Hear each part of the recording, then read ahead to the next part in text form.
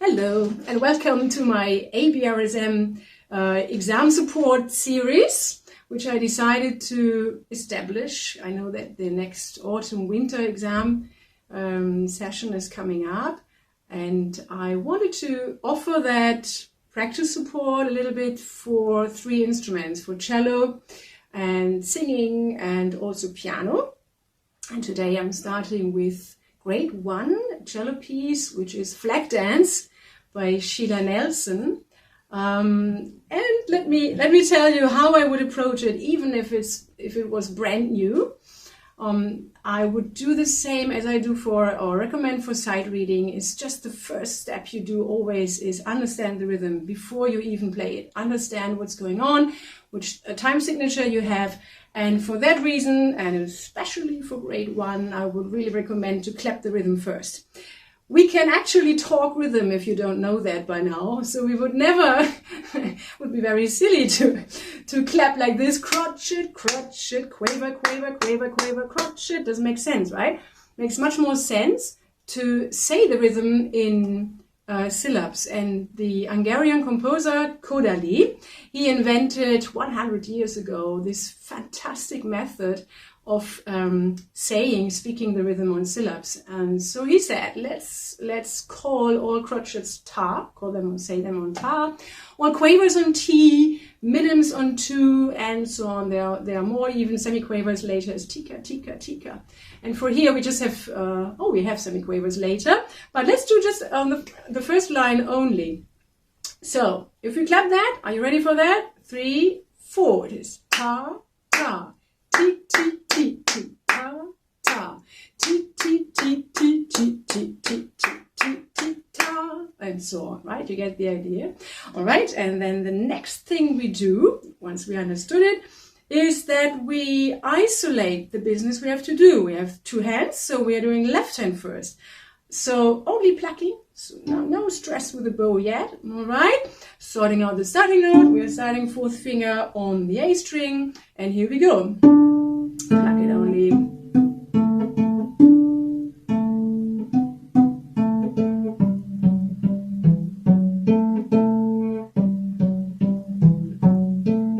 By the way, you know, for sure, you can also pluck having the bow in your hand. So when you play in an orchestra, you often don't have much time to change and put your bow away somewhere on the stand. So you just really make a gentle fist and keep your bow in that.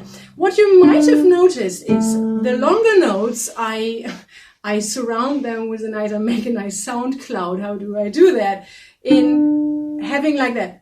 Just, you see, I'm doing a little bit of a bow here, something around. It's like a cloud. And then here I have to stay close because they are fast. Okay? Close to the string. And now attention, another crotchet. Boom. Okay? Dim, bum, bum, bum, bum. That's also for you a very, very useful method, because then you're not hurrying over it. So really take crotchets and long notes serious. Good, now we've done that, perfect. And we go to the right hand, the bow business, let's say. Especially for beginners, I always recommend to use the method of shoulder bows. How do we do that? It's not very recommended that you have a dark pullover on, a jumper on, but you can wash anything later. It's just the rosin will just leave some marks here, but you just wipe it away later. So shoulder bows, if you never heard about it, you shoulder your bow, a bit like a machine gun, and then you just use the length of the bow. We're starting with long notes, so we play long, long, and then short, short, short, short. And this is so useful because then you see, oh yes, I don't need that much bow here actually. All right, and here you understand finally why we call this one a down bow, and this is up bow. For the violinists among you, for them it's much easier because they have the instrument anyway like that, with the up bow and the down bow. But for the cellists, we don't understand it because everything is horizontal here, right? Okay, so back to the shoulder bows. Let's do the first line. It goes like long, long, short, short, short, short. Again, long, long, up to the tip. Use the whole bow. Short, short, short, short. Next, ba, ba, ba, beep, ba, short, short, long. And we are here, right? And now the next bar only quavers, so we stay here, okay? Consequently, playing short, short, short, short, short, short, long. And that's the first achievement we understood now. So when we play later now here on the strings, and we do that now without left hand, so you can actually sit on your left hand, we block it here, then you just play on the actual strings. Don't use fingers. So you play A string, and again air string, then you go to D string, A, you stay here, you see what I mean? And then you play the whole thing, bit of work out here at the tip. And later in the exam you can really show off. This is really to show that you know about bow economy, right? How to use that. Fantastic. And now, obviously, we are putting everything together, left and right. And let's just go for the first line. Short, short, long, same short. And right with the tip, stay there. By the way, this is later a nice echo, right? When you play first time, this one. Now the very same motive, why not doing it a little bit differently? So give it a nice echo shape. Alright, and then second line is completely repetition, we don't have to do that. Let's hop to the third line. That's the piano, the same thing. That's easy, right? But now we're coming to the section where we have all the semiquavers. When we clap them, actually, away with the bow. I'm now in bar 11, by the way, that goes T, T, tika, tika, tika, tika, T, T, T, T, T, tika, T, T, ta, right? That's already a challenging rhythm. Okay, and if we only play that on open strings without the left hand, it would sound like that. T, T, tika, tika, tika, tika, T, T, T, T, T, tika, T, and long. Alright? And now we combine. I'm starting in bar 11. Let's do that. You see here, everything at the frog, because you can control it much better. And then the crescendo and forte. Then use the whole bow.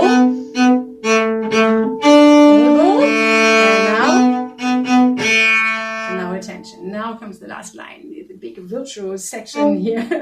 There is already written fortissimo, but I wouldn't recommend to really start in fortissimo. Why? Because it sounds more like a robot than any kind of artistic development. Look, if I start in fortissimo, it would be like that.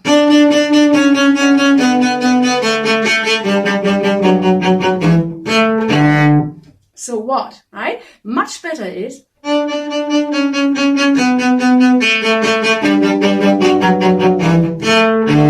and off you go, right? It's more effective if you know what I mean. Okay, and this one you can break down as well, isolated. Just play the only theme like this for hours and then you change.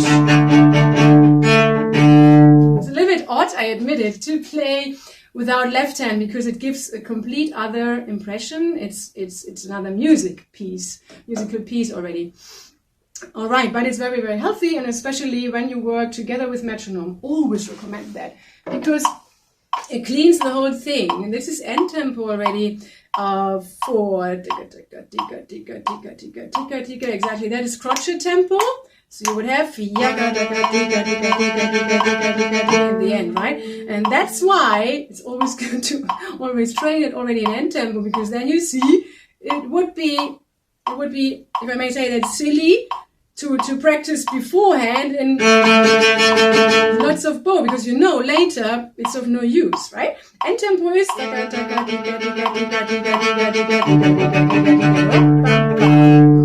Just tiny bow, 2 centimeters, and frog, because here at the tip, let's say the other extreme, you couldn't control it at all. It's not nice, not a good sound, and it has to develop anyway towards fortissimo, right? You know when you play fortissimo? Of course you know, towards the bridge. So when we have a crescendo, we are starting not yet at the bridge, but near the fingerboard. So we still have a nice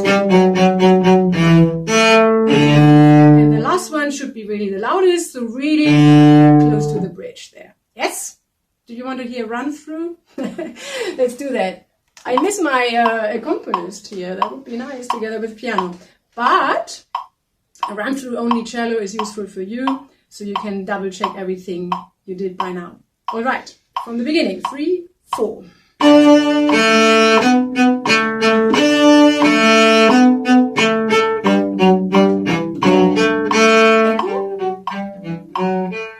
And again.